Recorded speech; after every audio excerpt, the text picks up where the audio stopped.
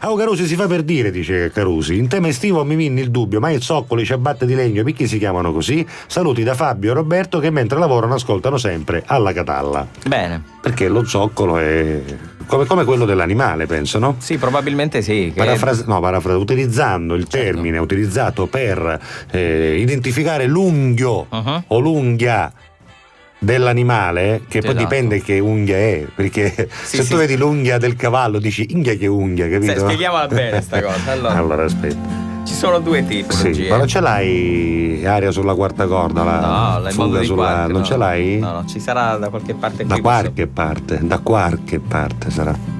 Sì, vabbè, ora tutti io non me lo ricordo. Qua, mica sei un cannarozzone. Ce l'abbiamo, sì, ce l'abbiamo. Sigle, cosa vuoi? Varie.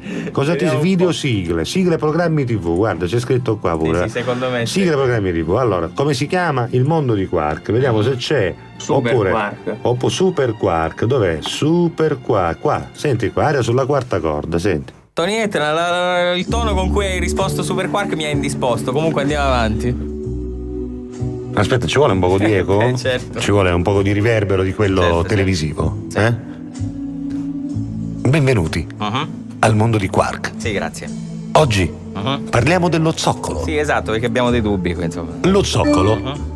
Ma qui è cazzata, che gente che sghiccia, ma chi è? Lo zoccolo viene così definito l'unghio che si trova alla base di molti piedi di quadrupedi. Sì, esatto. O zampe di quadrupedi. Ci mancherebbe. Ma farei riminghiare, che vabbè, comunque sempre unghie. Unghia. Spesso, quando l'unghia è troppo grande, sì, esatto, può capitare di proferire l'espressione inghia che unghia. Cioè, perché è un'espressione di stupore. Oppure, quando l'unghia si rompe, sì, esatto, può succedere inghia che unghia, capito? Che è uno stato d'animo. Tornando allo zoccolo invece inteso come calzatura, sì, esatto, probabilmente il termine deriva proprio dall'unghia della zampa animale, sì, esatto, in quanto lo zoccolo è duro e quindi siccome lo zoccolo dell'animale è uguale.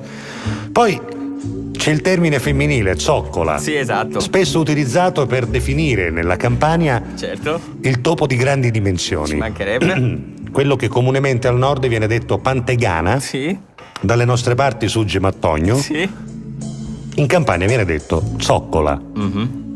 Ma dalle nostre parti in Sicilia la zoccola appartiene al gruppo di pesci facenti parte della categoria, come si chiamano? Della famiglia. Cos'è adesso? Il granchio cos'è? Perché il granchio crostaceo. Il crostaceo lo possiamo... sì, facente parte del genere dei crostacei, sì, molto simile all'aragosta. Sì.